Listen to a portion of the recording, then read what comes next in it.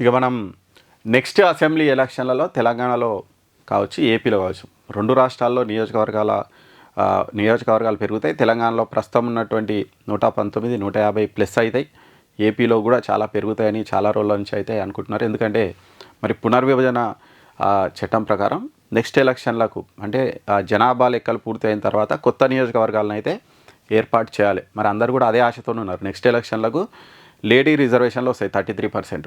ఈ 33% వచ్చినప్పటికీ మళ్ళీ జెంట్స్కు పెద్ద ఇబ్బంది కాకుండా ఇప్పుడున్నటువంటి స్థాయిలోనే అసెంబ్లీ నియోజకవర్గాలు ఉంటాయని చాలామంది అనుకున్నటువంటి నేపథ్యంలో ఈసారి ఒక షాకింగ్ న్యూస్ అనే చెప్పాలి. మరి నెక్స్ట్ అసెంబ్లీ ఎన్నికలకు నియోజకవర్గాల సంఖ్య పెరిగే అవకాశం అయితే లేదంట. మరి ఇక్కడ వీళ్ళు చెప్తున్నారు. ఎందుకంటే ఈ జనాభా లెక్కలు ఇప్పుడు స్టార్ట్ అవుతున్నాయి. మరి ఏప్రిల్ నుంచి జనాభా లెక్కలు స్టార్ట్ అవుతుంది. అంటే 2026 ఏప్రిల్ నుంచి జనాభా లెక్కలు స్టార్ట్ అవుతాయి. ఇది కంప్లీట్ అయ్యే వరకే 2028 జూన్ వస్తుందంట దాదాపు. మరి జూన్లో కంప్లీట్ అయితే ఈ తర్వాత ఈ పునర్విభజన వేయాలంటే మళ్ళీ ఒక 1.5 year అవుతుందంట. ఈ 2028 జూన్లో ఒకవేళ ఇది కంప్లీట్ అయితే 2028 అయిపోతే 2029 వరకు ఇది కంప్లీట్ అయిపోతుంది మొత్తం పునర్విభజన.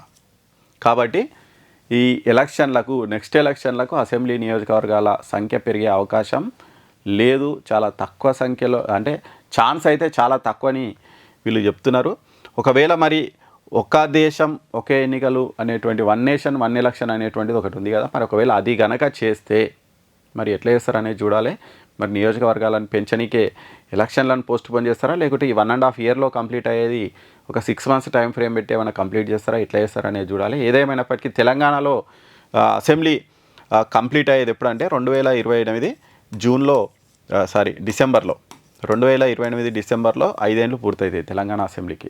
మరి జనాభా లెక్కలు తేలేది 2028 జూన్లో, అంటే కేవలం 6 months టైం మాత్రమే ఉంటుంది. ఈ 6 monthsలో నియోజకవర్గాలను పెంచే కార్యక్రమం కంప్లీట్ అయ్యేది అయితే చాలా కష్టమంట.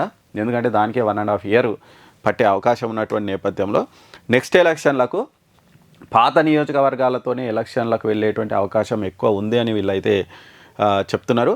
ఈ 84వ రాజ్యాంగ సవరణలో భాగంగా ఆ రోజుకున్నటువంటి అసెంబ్లీ లోక్సభ నియోజకవర్గాల పరిధిని ఫ్రీజ్ చేసిరు. ఎప్పుడు 2001లో. మళ్ళీ 2026లో చేపట్టే జనగణన ఆధారంగా నియోజకవర్గాల పునర్విభజన జరగాలని అందులో ఆల్రెడీ నిర్దేశించారు. కాబట్టి కాకపోతే రాష్ట్ర విభజన చట్టం సెక్షన్ ప్రకారం తెలంగాణలో విభజన నాటికున్న 119 అసెంబ్లీ సీట్లను 153కు, 175 అసెంబ్లీ సీట్లను ఏపీలో 225కు పెంచుకునే వెసులుబాటు ఉంది. కాబట్టి ఒకవేళ విభజన చట్టం ప్రకారం అయితే పెంచాలి.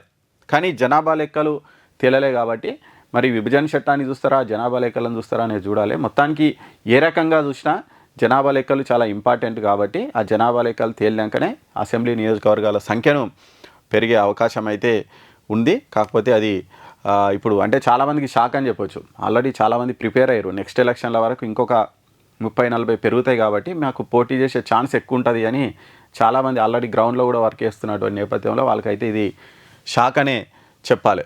యాక్చువల్లీ ఈ జనగణన మనకు 2020లోనే ప్రారంభం కావాలి, కానీ అప్పుడు కరోనా కారణంగా ఒకసారి వాయిదా పడ్డది. తర్వాత 2024లో ఈ ఎలక్షన్స్ కారణంగా మళ్ళీ వాయిదా పడ్డది. ఇప్పుడు మళ్ళీ 2027లో ఇప్పుడు షెడ్యూల్ అయితే చేసిరు. ఆల్రెడీ 11,000 రూపాయలు కేటాయించారు ఆల్రెడీ క్యాబినెట్. ఈ నేపథ్యంలో 2028 మధ్యలో జనాభా లెక్కలపై తుది నోటిఫికేషన్ వచ్చే అవకాశం ఉన్నటువంటి నేపథ్యంలో ఇక ఖచ్చితంగా ఇదైతే కష్టమే. ఇది అయిపోయిన తర్వాత కూడా ఈ పునర్వ్యవస్థీకరణ చేయాలంటే ఫస్ట్ డీలిమిటేషన్ కమిషన్ ఏర్పాటు చేయాలంట. ఆ తర్వాత ఈ కమిషన్ ప్రజాభిప్రాయాలను సేకరించాలి. ఆ తర్వాత నోటిఫికేషన్ ఇస్తారు. ఇవన్నీ కావాలంటే 1.5 year టైం పడుతుందంట. ఈ 1.5 year టైం లేదు కాబట్టి పాత నియోజకవర్గాల ప్రకారమే ఎలక్షన్లు జరిగే అవకాశం ఉందని చాలామంది అయితే చెప్తున్నారు.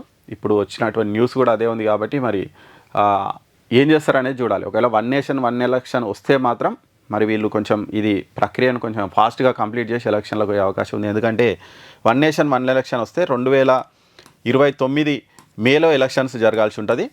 అట్లయినా ఒక 1 year వరకు టైం ఉంటుంది. కాబట్టి మరి దీన్ని కొంచెం ఏమైనా ఎక్స్టెండ్ చేయడమో, దీని వ్యవధి తగ్గించడమో చేసి ఎలక్షన్స్ పెట్టే అవకాశం ఉంటుంది. వన్ నేషన్ వన్ ఎలక్షన్ వస్తే కొత్త నియోజకవర్గాల ప్రకారం పోతాయి.